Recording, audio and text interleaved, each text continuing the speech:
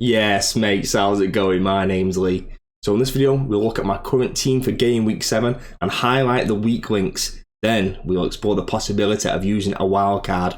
Ooh, cheeky! So stick around, so I think you should include in a wildcard draft. If you're new, click the subscribe button down below for more FPL videos. Don't be snide, just do it, mate, please. Anyway, let's rock and roll. Be strong.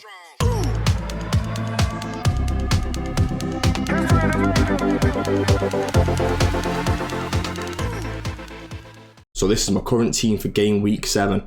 Ranked about 4 million. My team value is 100.9 million. I've got 0.9 in the bank. Only got one free transfer this week. As you can see, I've got a lot of problems going on. Pickford in goal is just an absolute nightmare. Shocking player. Only got one Newcastle defender in Botman. I'd really like maybe one, maybe even two more than that. Colwell, Chelsea just aren't cutting it. Although Saliba and Arsenal have got a good fixture this week, I just don't really want to own many past this point. The United boys just aren't doing anything. I don't want Rashford, I don't want Bruno. I don't own Salah, I don't own Saka. And Bumo's stats have just dropped off massively. Don't know what's going on with Maddison in terms of injury news. There's a lot of players that I want to get rid of. Like if I'm looking at my team now, I want to sell the likes of Pickford, Colwell, Saliba, Rashford and Bumo, Maddison, Bruno, even a Stupinan, Edouard on the bench. It's just wholesale changes are just needed, and this is the reason what's making me think, is it better just a wild card now? And I feel like the difference between wild carding now and in 2 or 3 weeks time is I don't think there are going to be that many changes. Like if I'm looking at the team and I want the likes of Salah and Saka, they're players that I'm going to want right now, and it's going to be the exact same in 2 or 3 weeks time. I want the exact same players near enough, and if I wildcard now, then I can get 2 free transfers going into Game Week 9, Game Week 10. Maybe it's time to wildcard. So let's look at a kind of like a vague draft of types of players and players from clubs that you should be including in a wildcard draft. So I've just made this little graphic here, this little table for what I would consider to be Game Week 7 wildcard must-haves. I use the term loosely, it's entirely up to you, subjective. Do whatever you need to do. I've not put Man City in here because I just feel like they were good and they were given. I owning the likes of Haaland and Alvarez are just almost like it's standard nowadays, so I've not really included them. So we've got Arsenal at the top. I just don't see the goalkeeper position as an option for them. A lot of debate whether it's going to be Riot or Ramsdale. I'd rather just avoid it. The defence is a maybe. It's up to you. If I am going to own one, it would be Gabriel. Is 4.7 million. You're saving quite a bit of money over the likes of Saliba and Ben White. The midfield is where it really highlights for Arsenal with the likes of Saka, Odegaard, Martinelli if he's fit, and it's almost, I mean, it's like borderline essential to own the likes of Saka. I sold him, and if it was the wild card, he'd be one of the first players straight in. I just don't see the forward position for Arsenal being a viable option. Now on to Aston Villa. For the next 6 or 7 game weeks, I think Villa have got the best fixtures. Like even Brighton this week, isn't a bad fixture for them. So I think most positions are viable options, particularly the likes of defence and midfield with the likes of Matty Cash, Diaby. You could even go for like Emi Martinez in goal or Ollie Watkins up front. I think they're all viable options from Villa, and I think that we'll hit a point within the next 2 or 3 weeks where we're tripling up on Aston Villa with the likes of maybe Matty Cash, Diaby and Watkins as a triple up, and maybe going for them on wildcard right now. You can get ahead of the curve. Even Brighton, it's not a bad fixture for attacking players. Get ahead of the curve, get straight in there and attack those fixtures head on. Liverpool, I only really see, I've got a tick for the midfielders, but I only see Salah as a main option. There's just too much rotation involved. Probably a bit harsh to put a cross in the forward position, but if I knew Darwin was more nailed than minutes here and there, and he was going to start every single game, then that would be a tick. I just think Darwin is such a powerful option and such an explosive player in FPL where if you can get ahead on that early and you can get on someone like Darwin early, you're just going to rack in all the points. The goalkeeper is, I can see him being a viable option for certain people. Just at 5.5 is just not an option for me. The defence, I'd want Trent, but with the players I've got right now and this really stacked midfield, Trent just isn't an option for me, I'm afraid. So I'd be looking at the likes of Van Dijk and Robertson, but I just don't know if that's the route I want to go down right now. So it would probably only be Salah from Liverpool. In terms of Newcastle, I think they've got a lot of great assets. Nick Pope is absolutely quality, and if he was a little bit cheaper, he'd almost 100% be in my draft. but I think his price is going to stop me kind of manoeuvring that.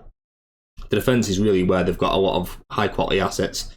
Even the likes of Dan Burn, he gets a bit of stick, but he starts every single week.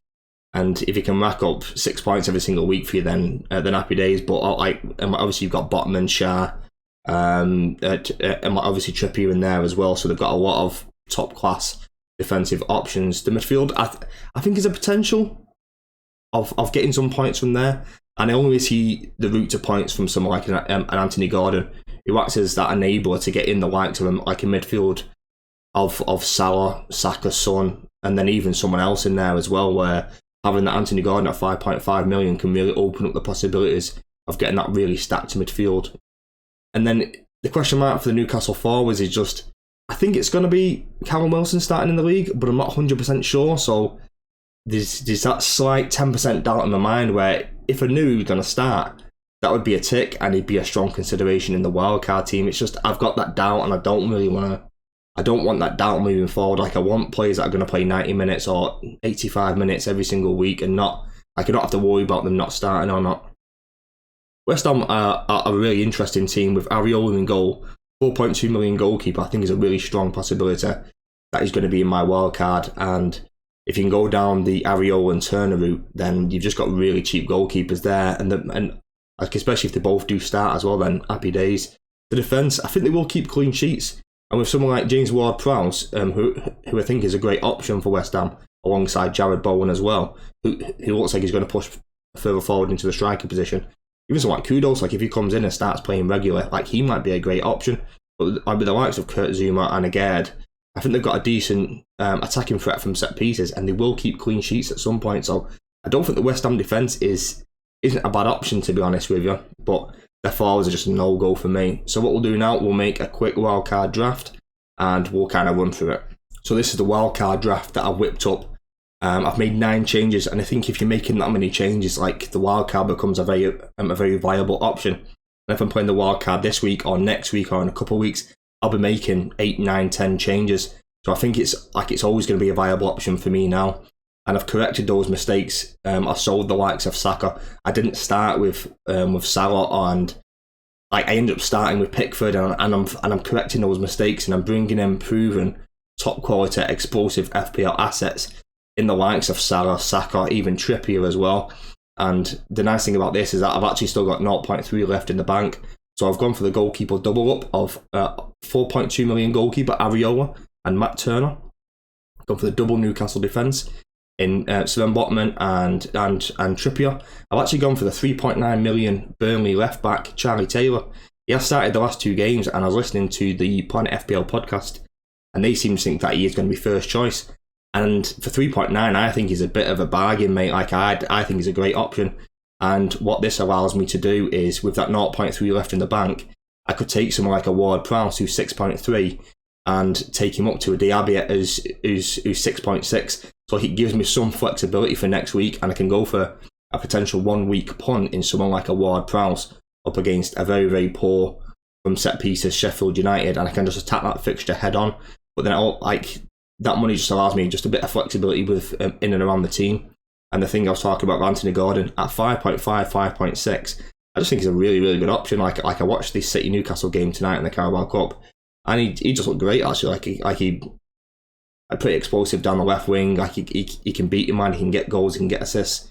Been decent form this season. Like, he was great in the under 21 tournament and before the season. So just a really good player for Newcastle there.